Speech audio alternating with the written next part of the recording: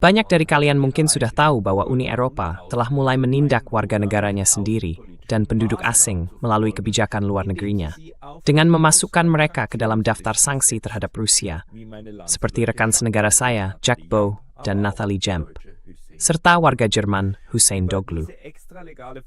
Tentang langkah di luar hukum ini, hari ini saya ingin berbicara dengan salah satu pakar hukum Jerman yang paling terkemuka.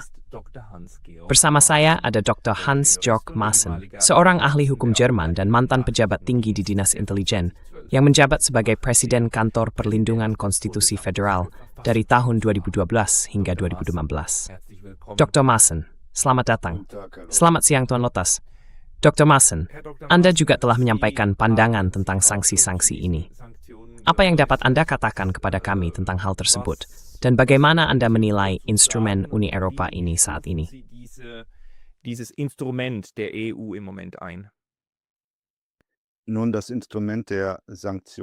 Nah, instrumen sanksi itu sudah dikembangkan pada awal tahun 2000-an. Dan pada saat itu, hal tersebut juga dapat dipahami dari sudut pandang politik luar negeri. Sistemnya bekerja seperti ini. Dewan Menteri Luar Negeri dan Keamanan Uni Eropa mengambil keputusan bahwa negara-negara tertentu dan juga individu-individu tertentu akan dikenai sanksi. Memberikan sanksi berarti aset mereka di wilayah Uni Eropa dibekukan. Mereka tidak boleh lagi menggunakannya. Tidak boleh ada transaksi bisnis dengan negara atau individu tersebut. Dan orang-orang yang terkena sanksi pada dasarnya juga tidak boleh memasuki wilayah Uni Eropa. Jadi, ini adalah sanksi yang sangat-sangat berat yang dijatuhkan, dan itu dilakukan tanpa keputusan pengadilan, tanpa adanya dengar pendapat. Keputusan ini diambil oleh Dewan Menteri Luar Negeri di Brussel.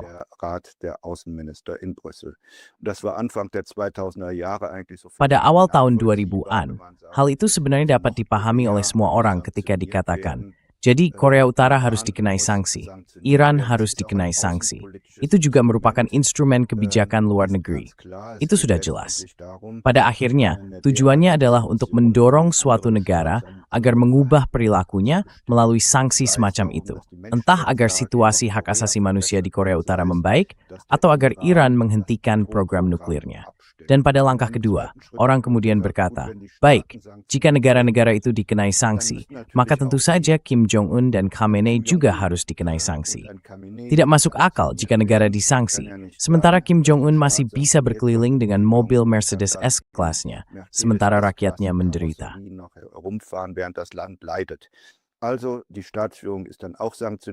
Jadi, kepemimpinan negara juga dikenai sanksi. Begitu pula anggota keluarganya dan lingkungan politik yang lebih luas. Para jenderal, menteri juga dikenai sanksi. Pada tahun 2000-an dan 2010-an, hal itu sebenarnya tidak menjadi masalah. Dan semua orang pada dasarnya akan berkata tidak apa-apa. Pada tahun 2022, dengan krisis Ukraina yang kedua, yaitu Perang Ukraina, kepemimpinan Rusia kemudian dikenai sanksi. Sebelumnya, beberapa individu juga sudah dikenai sanksi. Saya teringat misalnya pada kalangan jenderal atau kepala dinas Rusia yang setelah krisis Ukraina pertama tidak lagi diizinkan masuk ke Uni Eropa. Dan saat itu orang berkata, baiklah, itu sudah sesuai.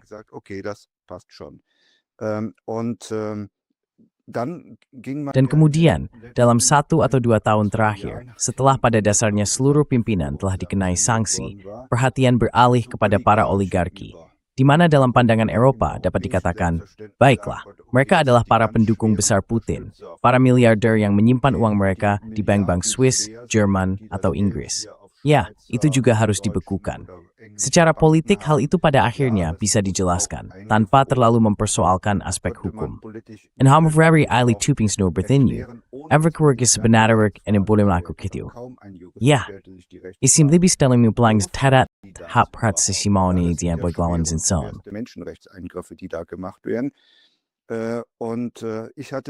Dan pada bulan Juli tahun lalu, saya bertemu dengan seorang kenalan baik yang dikenai sanksi karena hubungan pribadi yang dekat.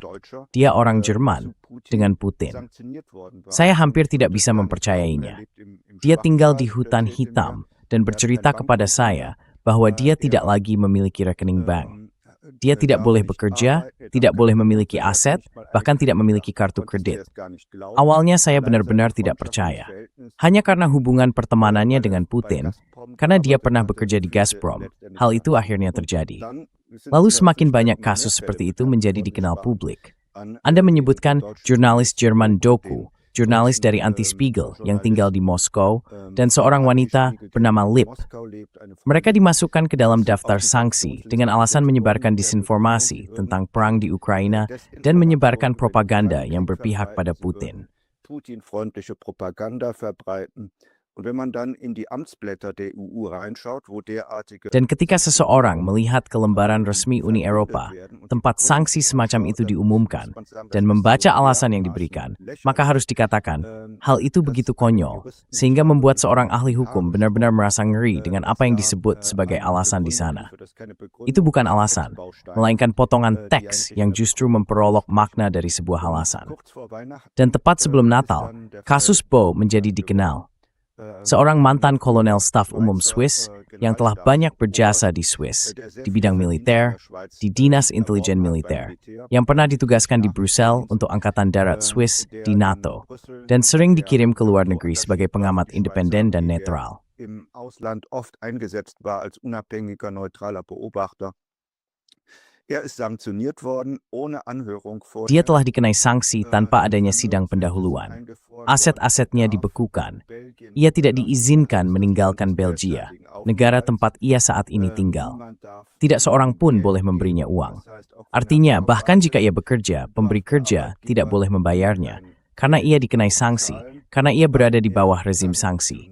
Dan saya harus mengatakan, ini merupakan pelanggaran berat terhadap hak asasi manusia.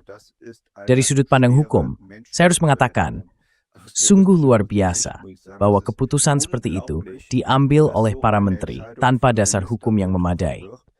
Setiap pelaku kejahatan berat yang dijatuhi hukuman oleh pengadilan pun tidak boleh diperlakukan seperti itu. Namun para politisi ini berani menganggap diri mereka berhak memperlakukan orang dengan cara yang saya katakan tidak adil seperti itu. Unrecht an, mit Menschen so umzuspringen. Masalahnya terletak pada kenyataan bahwa sanksi-sanksi ini, dan Anda telah menggambarkannya dengan sangat baik, sebenarnya sedikit demi sedikit telah menjadi sebuah instrumen yang terus diperluas. Namun, sanksi adalah alat kebijakan luar negeri, dan karenanya juga berada di bawah wewenang kebijakan luar negeri Uni Eropa. Karena itu, seluruh proses ini berada di tangan para birokrat Uni Eropa, seperti Ibu Kallas, yang pada akhirnya menyusun rekomendasi tersebut. Metekski met Masel, and Dewannis gemutuskan. Nemapwolg Usprengksmenstets Basselgubs. Ein rechtliches Verfahren handelt. Es umgeht Ini menghindari seluruh mekanisme hukum yang seharusnya berlaku di negara-negara anggota. Karena itu, orang-orang yang ada dalam daftar ini hanya dapat mengajukan banding ke Pengadilan Uni Eropa, bukan ke Pengadilan Nasional. Jadi, ini sebenarnya bukan merupakan instrumen peradilan. Dan karena itu, saya menyebut sanksi-sanksi ini sebagai ekstralegal, bukan ilegal. Karena sanksi tersebut dibuat sesuai dengan hukum Uni Eropa, tetapi menghindari jalur hukum yang normal. Bagaimana step to healthy? Den normalen Rechtsweg. Wie sehen Sie das? Das sehe ich ganz genauso, wie Sie es gerade beschrieben haben. Saya sependapat dengan Anda, seperti yang baru saja Anda jelaskan. Anda tahu, itu seperti para menteri lingkungan dan perlindungan iklim di Brussel berkumpul dan berkata, kami akan memberlakukan sanksi terhadap para penyangkal iklim. Dengan begitu, mereka pada akhirnya mengabaikan hukum pidana, hukum perdata, bahkan seluruh sistem peradilan dilewati begitu saja. Jika dikatakan bahwa kita langsung mulai dari tingkat tertinggi, para menteri yang memutuskan, lalu untuk apa kita masih membutuhkan peradilan? Mereka yang memutuskan, dan terhadap keputusan itu orang bisa mengajukan keberatan. Seperti yang juga dikatakan oleh Ibu von der Leyen. Ya, sebenarnya apa yang dia maksud dengan ucapannya itu?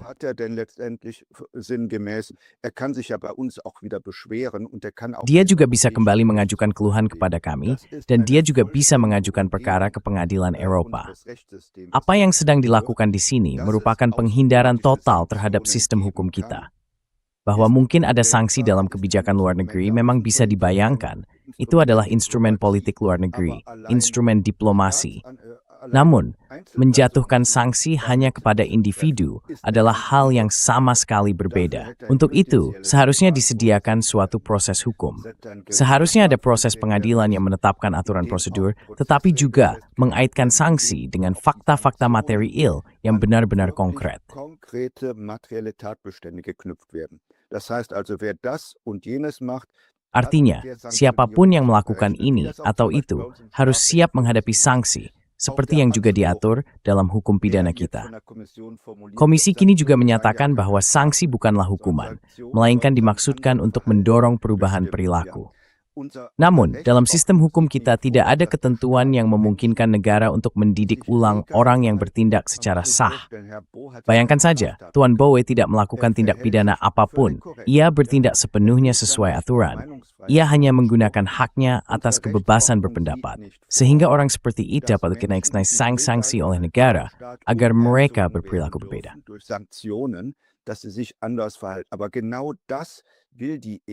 Namun itulah yang diinginkan oleh Komisi Uni Eropa. Dan seperti yang Anda katakan, itu bersifat ekstralegal.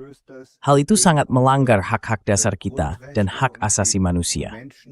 Pemerintah federal kita seharusnya tidak pernah menyetujui keputusan semacam itu di Brussel, karena hal itu bertentangan dengan konstitusi. Dengan demikian, pada dasarnya sistem hukum kita dilemahkan. Namun mereka tetap menyetujuinya, karena keputusan itu diambil secara bulat. Dan omong-omong, prosedur ini sidsketspas berth pernyataan Jean-Claude Juncker yang mendamward perstuutlan yang daadstuut tetap freng. Mantan Presiden Komisi WTEPSO. Genau, der ehemalige EU-Kommissionspräsident. Benar, mantan Presiden Komisi Uni Eropa itu secara garis besar berkata, ya, pertama-tama kita lakukan sesuatu dan melampaui garis merah. Lalu kita lihat bagaimana reaksi pihak lain.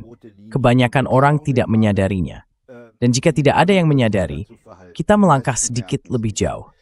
Lalu sedikit lebih jauh lagi. Dan sebelum mereka menyadarinya, kita sudah mencapai tujuan kita.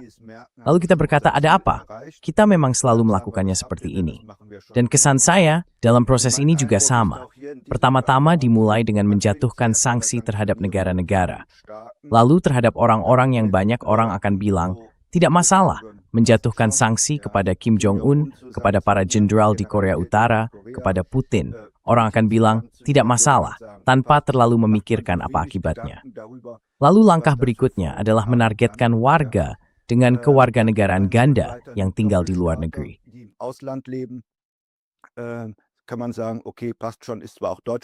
Kita bisa bilang, oke, tidak masalah, memang dia juga warga negara Jerman, tapi sudah tinggal di Rusia selama bertahun-tahun. Ya sudah, tidak apa-apa. Bahkan dalam kasus seperti itu, orang tidak memikirkan bahwa ini adalah pelanggaran berat terhadap hak-hak dasar.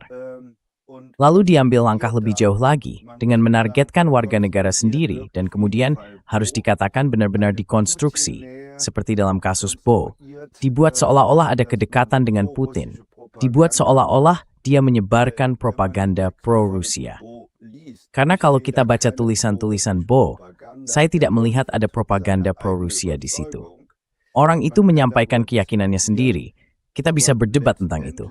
Tapi pada akhirnya itu bukan propaganda. Dan bahkan kalaupun dia memang membuat propaganda, dia berhak melakukannya. Dia boleh melakukannya. Sama seperti orang juga boleh membuat propaganda pro-Ukraina.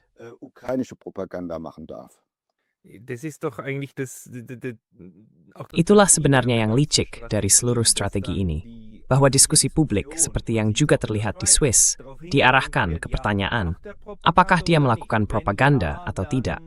Jika ya, maka muncul anggapan, ya, berarti sanksi itu dibenarkan karena tuduhannya benar. Jika tidak, maka kita harus membahasnya. Padahal, inti persoalannya bukan itu. Mengatakan hal-hal seperti itu adalah sah secara hukum. Negara hukum di Jerman dan di Swiss memang melindungi hak-hak tersebut. Namun sekarang, kita sampai pada titik di mana, dalam konferensi pers pemerintah federal di Jerman, kita memiliki para birokrat yang dengan bahasa birokratis mengatakan, ya, untuk itu kami harus merujuk ke kementerian lain dan jalur hukum tetap terbuka.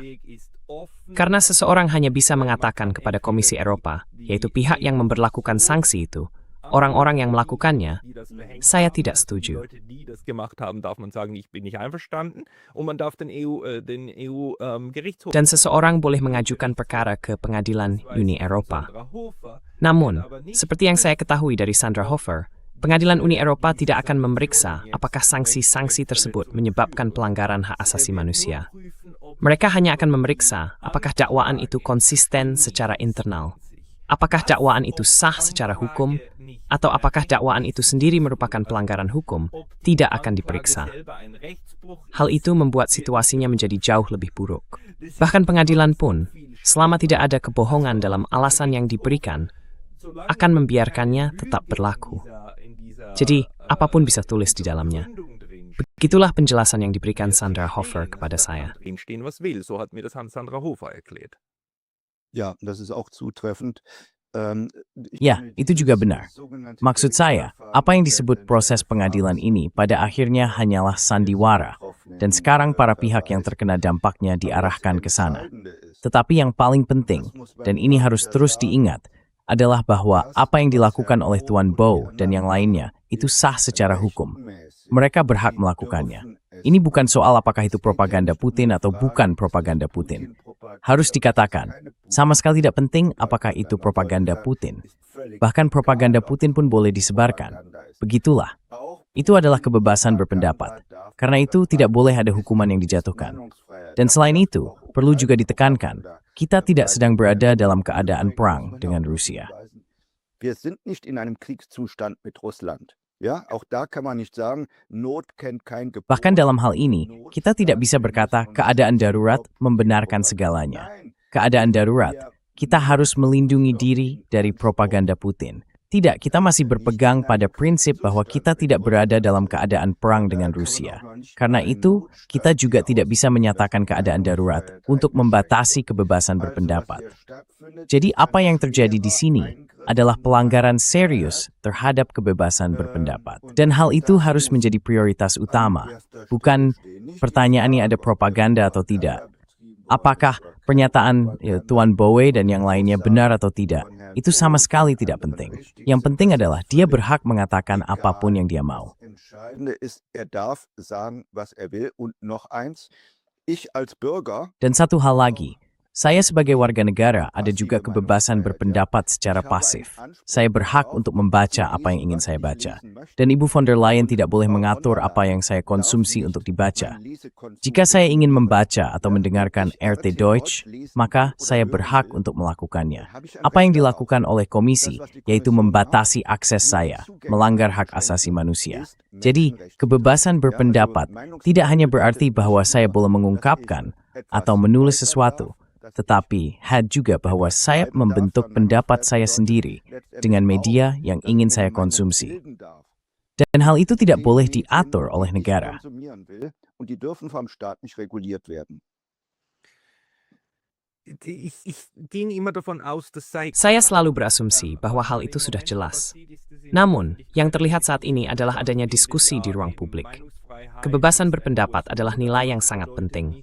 Tetapi itu tidak berarti seseorang boleh menyebarkan propaganda Putin. Namun justru hal inilah yang harus kita tekankan.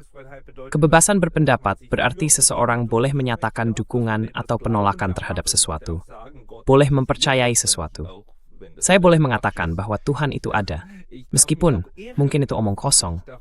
Saya juga boleh salah di depan umum. Saya boleh mengatakan sesuatu yang ternyata keliru. Bagaimana Anda menjelaskan bahwa kita kini berada dalam situasi di mana hal ini justru diperdebatkan? in dem das zur Debatte steht. Es ist natürlich nicht alles Zufall. Tentu saja, tidak semuanya kebetulan, karena ada orang-orang yang memang memikirkannya. Bagaimana cara membatasi koridor opini? Dan di situ banyak hukum dicampur dengan moral atau dijunjung tinggi secara moral. Siapa di Jerman atau Eropa Barat yang mau membelah propaganda Putin? Silakan saja. Dibutuhkan keberanian tertentu untuk mengatakan, saya pikir memang seharusnya ada juga propaganda Putin di Uni Eropa. Untuk itu memang dibutuhkan, bahkan sebagai seorang ahli hukum saya harus mengatakan keberanian tertentu. Karena itu, pihak lawan, yaitu mereka yang memerangi kebebasan berpendapat, cukup mudah mengatakan kita tidak boleh membiarkan propaganda Putin. Putin-Propaganda dürfen wir nicht zulassen. Ja, und viele sagen, ja, passt schon. Putin-Propaganda. Dan banyak orang berkata, ya tidak apa-apa, kita tidak boleh membiarkan propaganda Putin. Dan setelah rintangan itu terlewati, tentu saja menjadi cukup mudah untuk mengatakan bahwa kebebasan berpendapat juga boleh dibatasi dan orang-orang itu juga boleh dikenai sanksi. Teknik ini digunakan oleh pihak lawan dengan menabuhkan propaganda Putin secara politis dan moral. Tidak ada yang berkata, kami setuju bahwa Putin juga boleh melakukan propaganda di negara kami. Namun, nomade kan nyatherfor, medjoy penis hex lam diskursus publik with livbovertang, sikino in the aftermipu, mit maf fust muehes mikissel. Dann muss auch eine Sanktion folgen.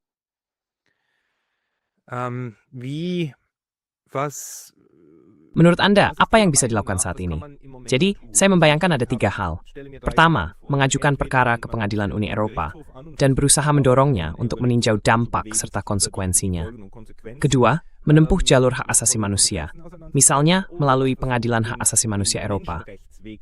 Lalu ada juga PBB, yaitu pengadilan atau berbagai komisi hak asasi manusia yang bisa dihubungi.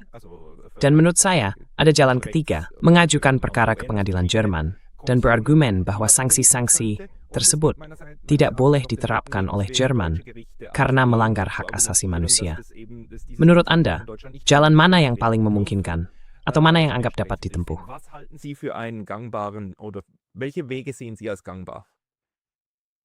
Also, alle Wege sind natürlich gangbar.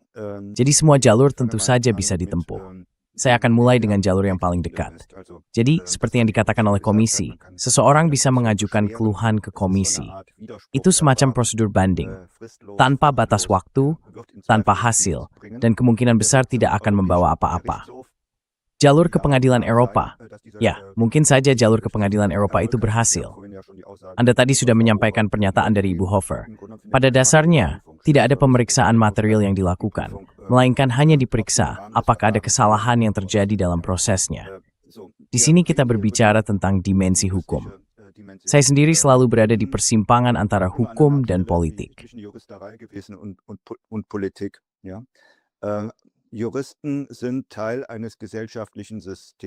Para ahli hukum adalah bagian dari sistem sosial, dan seperti orang biasa, seringkali sebenarnya juga penakut. Bahwa seorang hakim di Pengadilan Eropa benar-benar menentang arus utama bisa saja terjadi, tetapi itu jarang. Artinya, jika Komisi Eropa, Dewan Menteri Luar Negeri, semua negara anggota ikut serta dalam penerapan sanksi, dan mungkin juga Jaksa Agung Pengadilan Eropa memiliki pandangan serupa, maka para hakim di Pengadilan Eropa tidak akan melawan arus. Mungkin teks ini, tapi stem work tidak mungkin. Distik mep perwad, time through Kane anything in public. Es ist notwendig, dass wir öffentlichen Druck aufbauen. Ja, dass eben die politische Dimension des Ganzen. Bahwa dimensi politik dari keseluruhan hal ini sudah jelas di Luxembourg di Pengadilan Eropa. Bahwa juga ditunjukkan bahwa ada gerakan luas di masyarakat yang menentang keputusan-keputusan yang tidak adil ini, keputusan sanksi yang tidak adil. Hal itu harus disampaikan kepada publik. Kalau tidak, saya melihat peluangnya cukup kecil. Karena itu penting bagi kita untuk melakukan wawancara. Karena itu juga penting adanya aksi pengumpulan tanda tangan yang mungkin pada akhirnya tentu tidak akan menghasilkan apa yang sebagian orang harapkan, bahwa para politisi akan berkata, ya tentu kita akan melakukannya, kita akan menerapkannya seperti itu, keputusan itu akan dicabut. Yang terpenting adalah membangkitkan kesadaran publik terhadap masalah ini.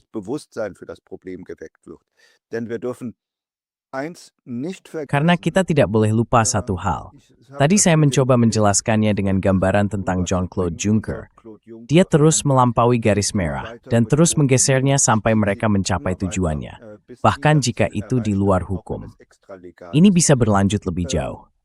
Jadi kasus Bo bukanlah kasus terakhir. Akan ada orang lain yang terkena juga. Sudah diumumkan secara terbuka bahwa mungkin Roger Kuppel juga bisa terkena, karena dia melakukan wawancara di Moskow. Dan dan kemudian akan ada yang lain juga. Artinya, kita harus menunjukkan garis merah itu kepada orang-orang di Brussel. Dan kemudian, kita harus mundur dan mengatakan, kasus-kasus seperti ini tidak boleh. Diese Fälle dürfen nicht stattfinden.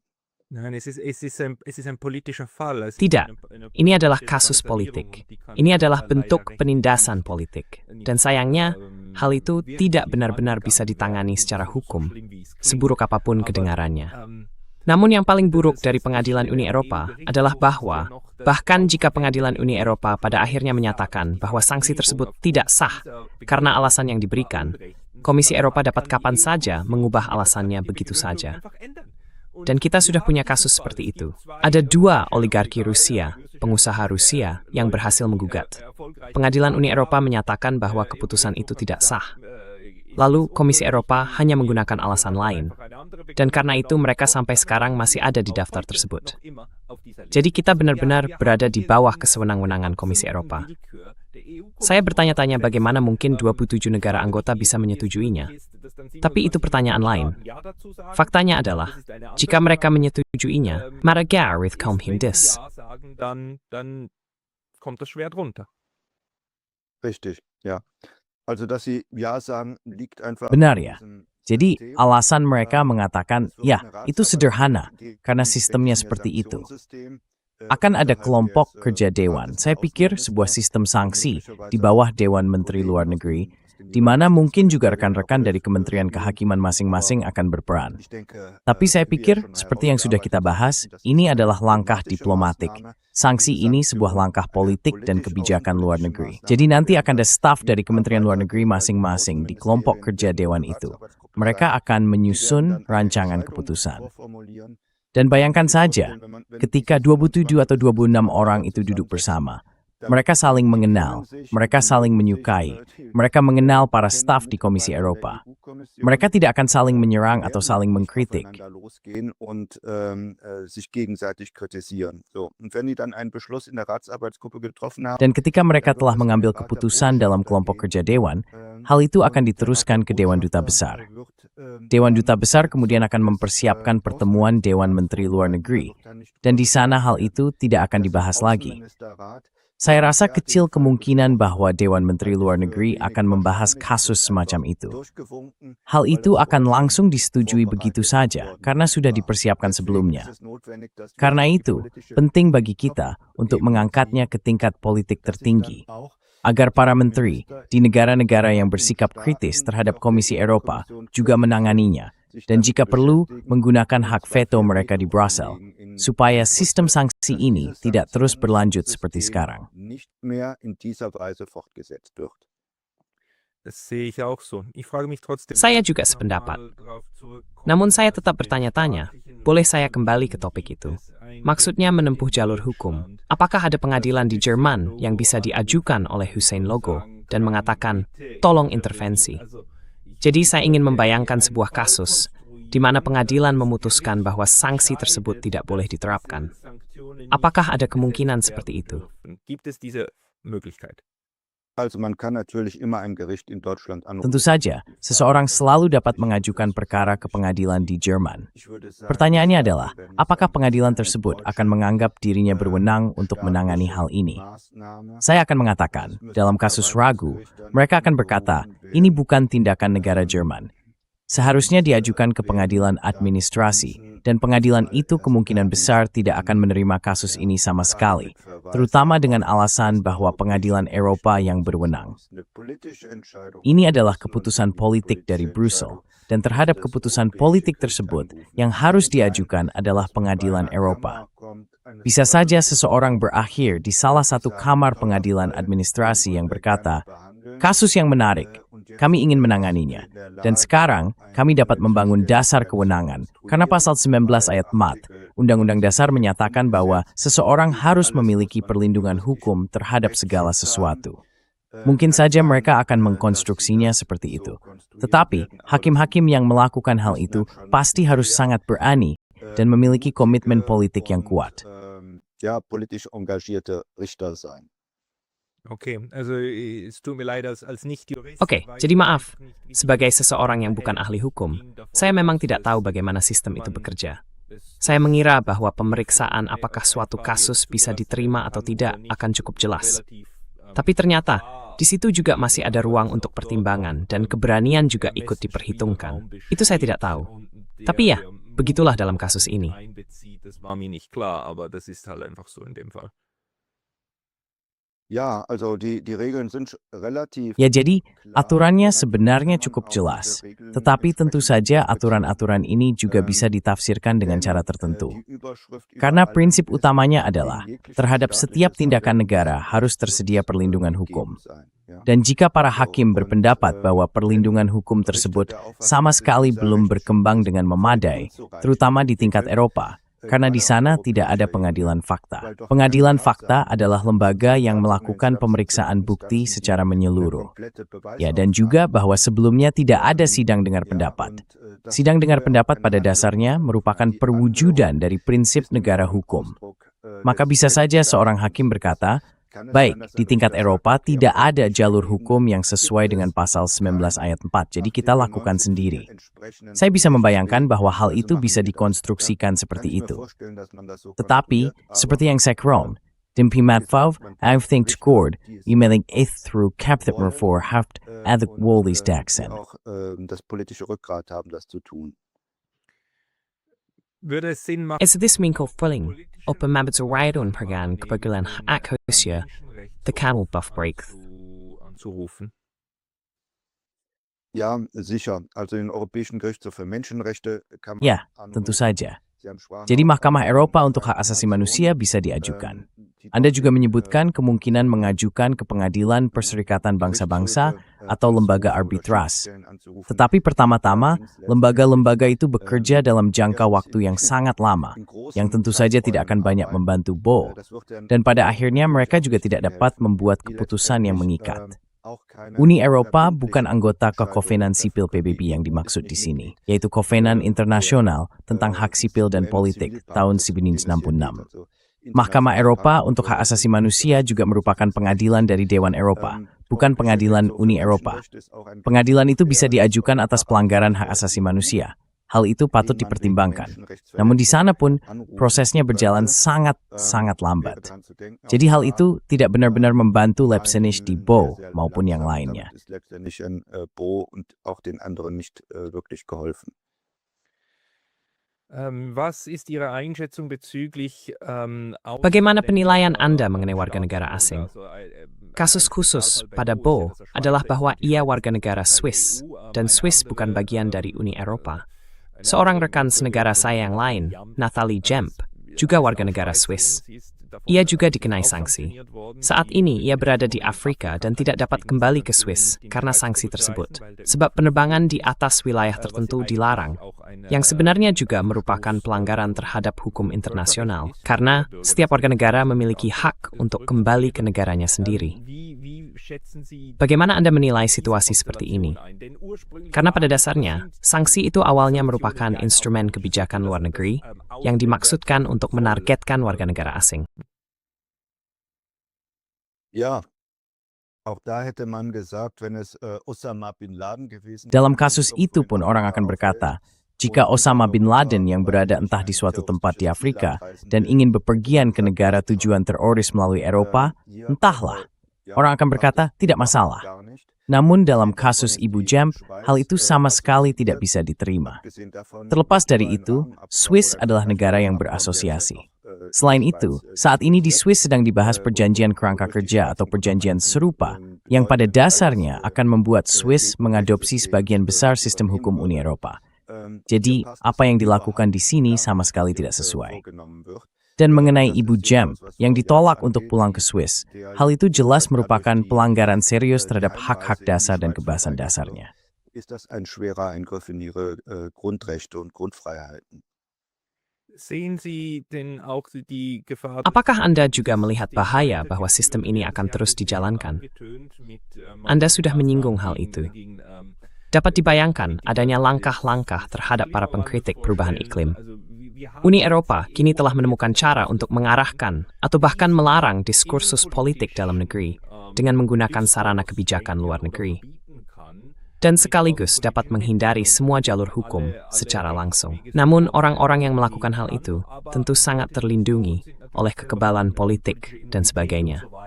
Mereka pada dasarnya tidak pernah bisa dimintai pertanggungjawaban atas tindakan semacam itu. Apakah Anda khawatir bahwa sistem ini akan terus diperluas jika kita tidak dapat menghentikannya? Wenn wir es nicht stoppen können. Ja, Sie müssen Ya, Anda harus melihat, saya sudah mengatakan sebelumnya, beberapa hal terjadi secara kebetulan, tetapi biasanya tidak sebanyak yang kita kira. Dan saya pikir, perluasan sistem sanksi ini juga bukan kebetulan, melainkan, seperti yang saya katakan, langkah demi langkah diuji seberapa jauh bisa dilakukan.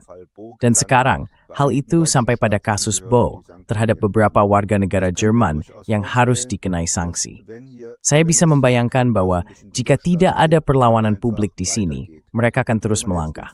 Dan jika kita melihat kasus Bo dan juga kasus Jemp, orang-orang ini bukanlah propagandis Putin. Mereka hanya menyampaikan pendapat. Dan disitulah inti persoalannya. Mengapa? Und da reden wir eben letztendlich um den Kern. Warum gerade diese Leute, warum werden sie sanktioniert? Die werden ja nicht Mengapa justru orang-orang ini? Mengapa mereka dikenai sanksi? Mereka tidak dikenai sanksi karena menyebarkan propaganda tertentu atas perintah Putin. Melainkan, seorang Tuan Bo adalah seorang militer terkemuka yang memiliki tingkat keahlian, reputasi, dan kredibilitas yang tinggi dalam menganalisis situasi di medan perang Ukraina. Ia sangat mengenal militer Rusia karena pernah bekerja di bidang intelijen militer yang berfokus pada Rusia. Artinya, ketika ia berbicara tentang perang di Ukraina, ketika ia mengatakan sesuatu tentang kemampuan tentara Rusia, pernyataannya memiliki tingkat kredibilitas yang lebih tinggi dibandingkan jika seorang jurnalis atau politisi biasa yang mengatakannya. Ein Politiker, ja, auch einem Verteidigungsminister würde man letztendlich Bahkan, seorang menteri pertahanan pada akhirnya tidak anggap lebih atau kurang kredibel dalam posisinya secara politik dibandingkan dengan Tuan Bo, yang diketahui sebagai seorang ahli dan pada dasarnya tidak memiliki ambisi politik, melainkan hanya menggambarkan apa yang ia lihat. Karena itulah ia bisa dianggap berbahaya. Sebab ia mengemukakan pandangan yang bertentangan dengan garis kebijakan Brussel dan sebagian besar negara anggota Uni Eropa terkait perang di Ukraina. Saya tidak ingin menilai apakah analisisnya selalu benar. Itu persoalan yang sama sekali berbeda. Ia bisa saja, seperti yang telah kita katakan, sepenuhnya keliru dalam kerangka kebebasan berpendapat. im Rahmen der Meinungsfreiheit auch völlig falsch liegen. Aber das ist seine Analyse, aber offensichtlich wird Tapi itu adalah analisisnya. Jelas bahwa analisis itu dianggap berbahaya. Itu adalah pendapat yang berbahaya. Dan dia dianggap orang yang berbahaya, karena dia bukan orang sembarangan, melainkan seseorang yang pada akhirnya bisa menggagalkan kebijakan Uni Eropa terhadap Ukraina. Dan karena itu dia dikenai sanksi. Artinya, titik acuannya adalah dugaan propaganda pro-Putin. Dalam kasus Ibu Jemp, tampaknya situasinya agak berbeda. Dia juga tampaknya mengkritik perang di Ukraina. Tapi bahkan Flis dari tindakan Prancis dan Puisgading. Israel announced East Line. And man, they were garnished with Swiss. Tetapi memiliki akar fluktuarit Bovignating. Ihre Wurzeln sind Tu Tabiana Dissel Cameron. I Tumabaja Pontagring. Ja, jedenfalls, so habe ich es verstanden. Sie Oke. beschäftigt sich Ya, bagaimanapun juga, seperti yang saya pahami, dia menyoroti neokolonialisme Eropa di Afrika. Dan kesan saya, perempuan ini, juga karena keterlibatan politiknya, jelas merupakan sosok yang berpengaruh, yang secara politik ya, bisa dibilang dapat mengganggu kepentingan beberapa negara Eropa. Dan karena itulah dia dikenai sanksi. Artinya warga negara dikenai sanksi, dalam hal ini warga Swiss, karena mereka, baik karena reputasi politiknya, pengalaman luasnya, kemampuan analisisnya, atau keterlibatan politiknya, dianggap mengganggu kepentingan negara anggota tertentu, atau Uni Eropa. Dan hal itu tidak boleh terjadi. Dan untuk menjawab pertanyaan Anda, ada risiko bahwa di masa depan hal serupa akan terjadi lagi dan berkembang lebih jauh. Bahwa jika seseorang menentang Uni Eropa dalam isu Greenland, isu Amerika Serikat, atau topik lainnya, hal itu pada akhirnya bisa dijadikan alasan untuk menjatuhkan sanksi. einen Anlass gibt, sanktioniert zu werden. Und Außenpolitik ist im Zweifel immer Innenpolitik. Dan kebijakan luar negeri pada akhirnya selalu berkaitan dengan kebijakan dalam negeri. Bayangkan saja, seseorang menyampaikan kritik terhadap Pakta Rio, atau terhadap Perjanjian Perlindungan Iklim, atau terhadap Protokol Kyoto. Maka bisa saja dikatakan bahwa orang tersebut harus dikenai sanksi karena dianggap merusak upaya global umat manusia, masyarakat global dalam melindungi iklim. Jadi, bahaya ini bisa saja terjadi jika kita terus melanjutkan apa yang telah dimulai melalui sanksi-sanksi selama 20 tahun terakhir. Karena itu, hal ini harus dihentikan. Oleh karena itu, pemberian sanksi terhadap individu dari negara-negara anggota Uni Eropa maupun terhadap warga lainnya harus dibatalkan. Ja, das sehe ich genauso. Und man sieht im Moment ja auch, Ya, wie die saya juga melihatnya Russland seperti itu. Sanktionsliste Dan saat ini, kita juga bisa melihat bagaimana daftar sanksi terhadap Rusia kembali menjadi potongan salami berikutnya. Di Swiss, ini disebut taktik salami karena dipotong sedikit demi sedikit sampai seluruh sosis habis. Terlihat bagaimana daftar sanksi digunakan untuk menangani isu-isu yang tidak relevan dengan Rusia. Jadi, Ibu Jem atau Bagaimana Francis sekarang berkansa yang bertindak terang dengan seorang warga yang tidak disukainya. vorgehen kann. Das andere Beispiel ist der deutsche Hüseyin Doğru. Contoh lainnya adalah Hüseyin Doğru, warga Jerman yang sebagian besar bekerja mengenai Palestina. Jadi ia terutama berbicara tentang hal itu. Tetapi kini tetap masuk dalam daftar sanksi terhadap Rusia. Dalam alasan yang tercantum pada daftar sanksi tersebut, bahkan disebutkan keterlibatannya untuk Palestina atau liputannya tentang protes-protes terkait Palestina. Orang boleh berpikir apapun tentang hal itu. Tetapi fakta bahwa liputan tersebut muncul dalam sebuah alasan yang seharusnya berkaitan dengan Rusia sungguh di luar nalar. Dan justru karena itulah sangat sulit menjelaskannya kepada masyarakat umum, karena terdengar begitu absurd. Namun memang seabsurd itulah kenyataannya. Aber es ist so abstrus. Das ist in der Tat völlig abstrus.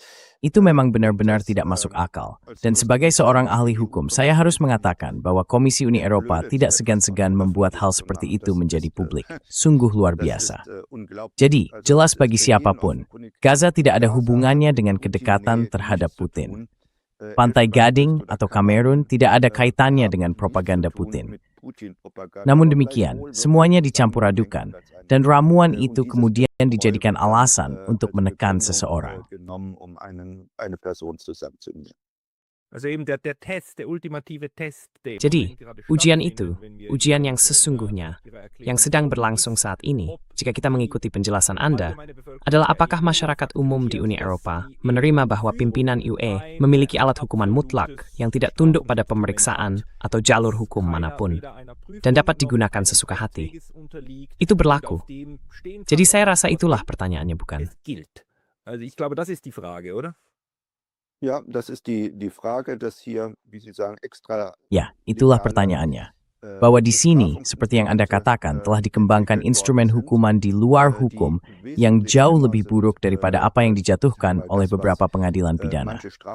Jack Bow berkata kepada saya, di penjara, setidaknya seseorang masih mendapat makanan dan tidak perlu membayar sewa. Ia mendapat 570 euro, harus membayar biaya pengacara, harus membeli makanannya sendiri, dan ia mengatakan bahwa secara ketat, bahkan tidak boleh ada yang menjual makanan kepadanya. Karena itu juga merupakan bentuk layanan yang diberikan kepadanya, dan yang dikenai sanksi. Jadi ini adalah instrumen sanksi yang setara dengan hukuman berat. Sementara Komisi dalam pernyataannya, atau Uni Eropa dengan eufemismenya yang biasa, masih mengklaim, kami tidak menghukum, ini adalah tindakan pembinaan. Dan diabaikanlah fakta bahwa tidak seorang pun berhak melakukan itu, kecuali wali yang sah. Man stept med dies nol, defeat bandari state mitis. Menschen zu erziehen, endet mit dem 18. Lebensjahr. Ich bin zum Teil Saya sebagian besar benar-benar tidak punya kata-kata melihat hal seperti ini terjadi. Untungnya, kita masih memiliki jurnalis yang berdedikasi di Jerman, terutama Florian Warweck dari Nachdenkseiten, yang berulang kali dalam konferensi pers pemerintah federal mengonfrontasi para juru bicara Republik Federal dari berbagai kementerian dengan fakta-fakta tertentu, termasuk dalam kasus Boh. Dan di sana terlihat bagaimana juru bicara itu, Saya tidak ingat dari lembaga mana, tetapi salah satu dari mereka. Ya, sanksi-sanksi ini berasal dari Uni Eropa. Dari timnya hubungan kami, maksudnya Jerman. Von der EU haben also mit uns, also Deutschland, nichts zu tun. Da müssen Sie sich an die EU wenden. Zweitens sind wir doch der Untuk itu, Überzeugung, Anda harus dass menghubungi Uni die EU Eropa. hier, rechtens handelt Kedua, und jeder, kami der yakin von bahwa der Uni EU Eropa selbst, bertindak dengan muss benar sich, dalam hal ini. äh, Dan siapapun yang menyebarkan beziehungsweise propaganda also es harus wird auch berhati-hati sekarang. kommuniziert. Hal ini juga Das ist disampaikan so secara terbuka. stille Einschüchterung. Ini bukan hanya upaya Es ist intimidasi ein diam-diam, öffentlich melainkan kommunizierter, sebuah mekanisme intimidasi yang dikomunikasikan secara publik, yang saat ini sedang diterapkan begitu saja. Dan apakah hal itu akan diperhatikan oleh publik atau tidak? Das ist eine Gahle Sofio. You are mistaken. Die EU, das wird sie sich wahrscheinlich anschauen, oder? Also ich habe diese Filmsequenz aus der Bundespresse. Jadi saya juga menonton cuplikan film dari konferensi pers pemerintah federal itu. Dan saya hampir merasa lucu melihat bagaimana juru bicara Kementerian Luar Negeri berbicara dengan kepolosan yang hampir kekanak-kanakan dan berkata, ya, siapapun yang di masa depan menyuarakan propaganda pro-Putin harus berhati-hati. Ia bisa dikenai sanksi juga. Saya rasa orang itu benar-benar percaya bahwa hal itu benar. Dan ia bahkan tidak bisa membayangkan bahwa seseorang boleh menyebarkan propaganda pro-Putin.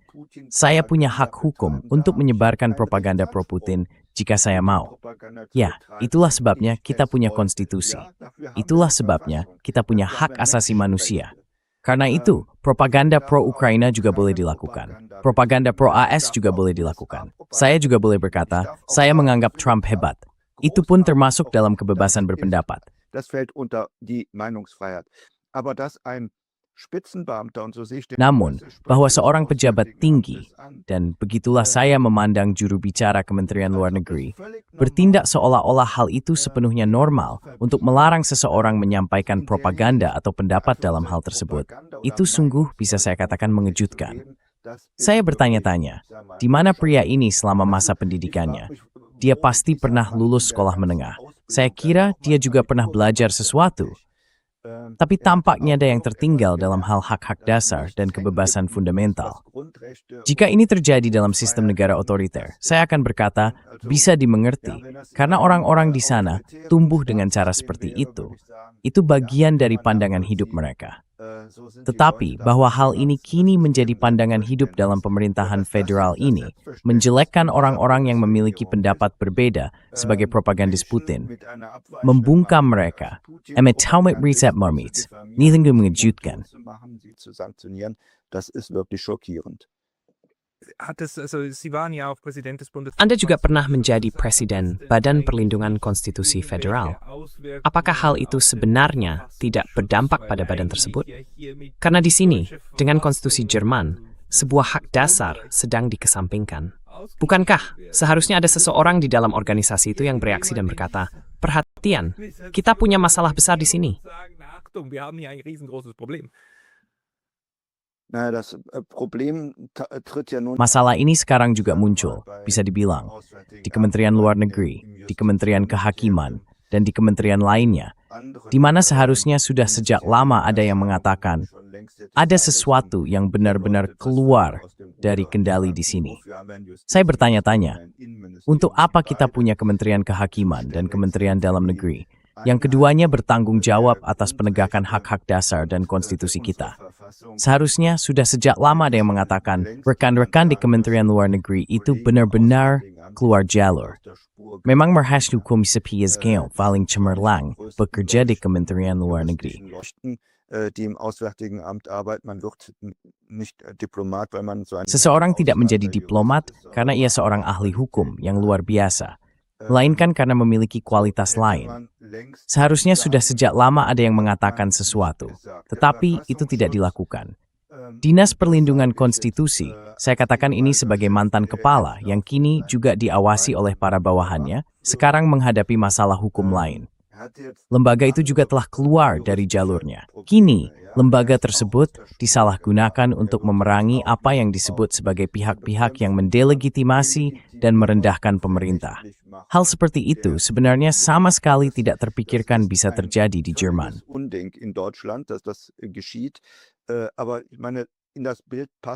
Tapi maksud saya, hal itu sesuai dengan gambaran ketika di satu sisi ada orang-orang yang sekarang dikenai sanksi oleh Komisi Eropa atau oleh Dewan Menteri Luar Negeri karena memiliki pandangan politik yang berbeda mengenai perang di Ukraina, mengenai Gaza, atau mengenai kebijakan Afrika. Dan kemudian di Jerman, ada orang-orang yang diawasi karena mereka mengkritik pemerintah, karena mereka membuat lelukon tentang politisi.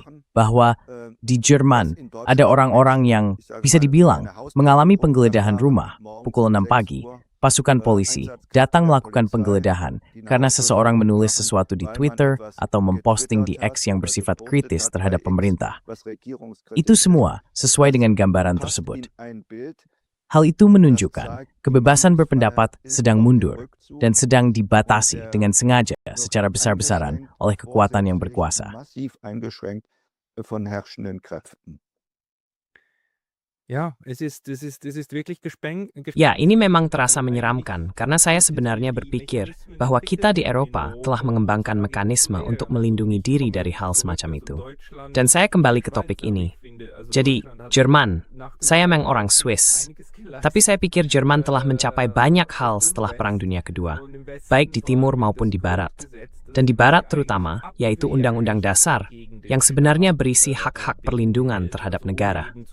Artinya, untuk mengatakan, tidak, hal seperti yang terjadi pada masa nasional sosialis tidak akan terjadi lagi pada kita.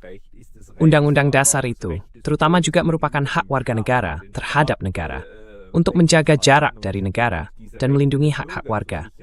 Namun tampaknya sekarang, hal itu telah dengan cerdik dilemahkan dari atas.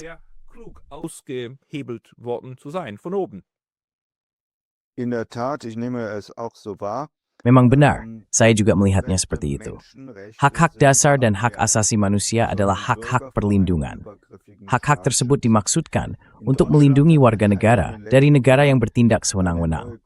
Sayangnya, di Jerman dalam beberapa tahun terakhir telah dipilih suatu konstruksi baru melalui putusan hukum perlindungan iklim dari Mahkamah Konstitusi Federal yang menyatakan bahwa iklim memiliki semacam hak dasar tertinggi untuk dilindungi.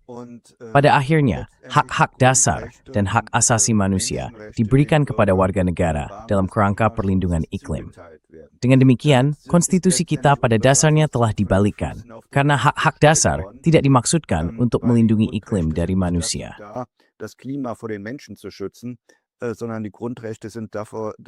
Sebaliknya, hak-hak dasar itu ada karena secara historis memang berakar pada masa nasional sosialisme untuk melindungi warga negara dari negara yang sewenang-wenang dan juga dari hakim yang bertindak sewenang-wenang. Sayangnya, para hakim kini juga telah menjadi bagian dari masalah dan bukan lagi bagian dari solusi. Perkembangan ini semakin meningkat dalam beberapa tahun terakhir dan telah menyebabkan erosi terhadap hak-hak dasar. Anda benar ketika menunjukkan bahwa Undang-Undang Dasar juga ditulis sebagai penolakan terhadap nasional sosialisme. Satu hal yang tidak boleh dilupakan, saya katakan ini karena saya mengajar hukum bertahun-tahun. Yang penting bukanlah apa yang tertulis dalam konstitusi. Ja, es kommt gar nicht drauf an. Das Grundgesetz kann noch so schön geschrieben Itu sama sekali tidak penting. Undang-undang dasar bisa saja ditulis seindah mungkin. Yang penting adalah bagaimana konstitusi itu dijalankan dan diterapkan. Cukup lihat saja konstitusi terakhir Jerman Timur, kalau tidak salah dari tahun 1967. Di sana, sebagian besar hak-hak dasar yang tercantum dalam undang-undang dasar juga ada. Hanya saja praktiknya sangat berbeda. Bahayanya pada setiap konstitusi, pada setiap undang-undang, adalah bahwa praktik hukum bisa sepenuhnya menyimpang dari ketentuan hukumnya. Dan hal itu hanya bisa terjadi jika ada politisi, pejabat, dan juga hakim yang berpikir, ya, tujuan politik lebih penting daripada bunyi undang-undang itu sendiri.